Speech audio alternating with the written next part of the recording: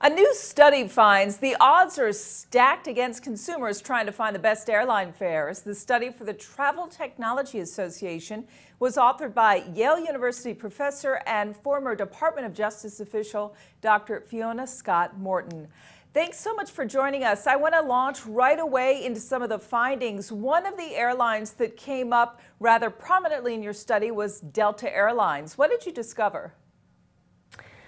We discovered that Delta Airlines over the last year and a half or so has been cutting off smaller metasearch sites and online travel agencies. And the metasearch site is a site, I'm sure many consumers are familiar with them, like Skyscanner or Kayak, that gathers fare information from lots of different sources.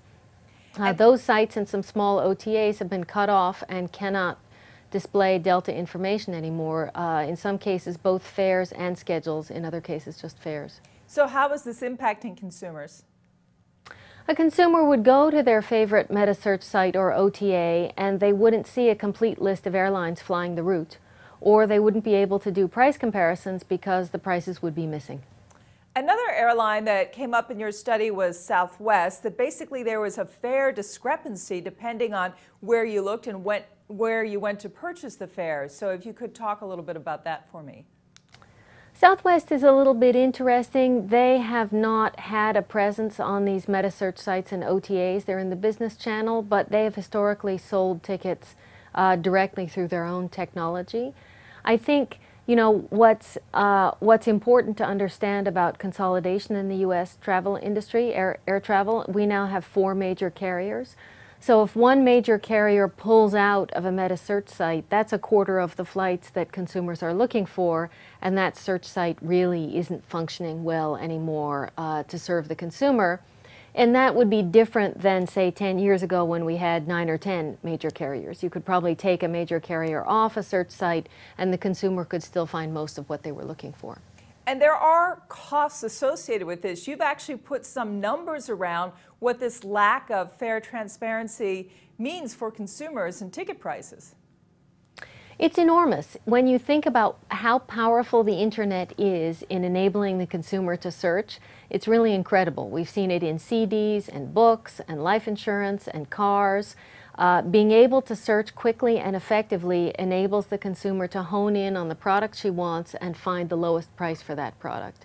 And that's what we were able to do with air travel until about a year ago. These search sites were incredibly useful. And now what we're seeing is airlines saying, wait a minute, we own that data. We don't like price comparisons. We're going to stop search sites from being able to let the consumer search for prices. And you actually found ticket prices going up about 11%, right? Yeah, if you look across a range of studies, the impact of raising search costs is quite significant, usually in the double-digit range. We took that 10% estimate here and applied it to U.S. travel, and we get a number close to $7 billion of additional consumer expense if they're not able to search for their flights that they want. I guess the interesting counter argument you defeat as well in your study, and basically you could argue, listen, these are companies, it's their own data, it's their information. If they want to hold on to it, it's their business. But actually, you found that it costs them in lost travel. Well, it costs them in lost travel, but remember that they're making more money off of everybody who does travel. So this is what the monopolist does. The monopolist, or a firm with market power, is going to raise price on all the people who continue to purchase while losing some consumers who are not able to afford the higher prices.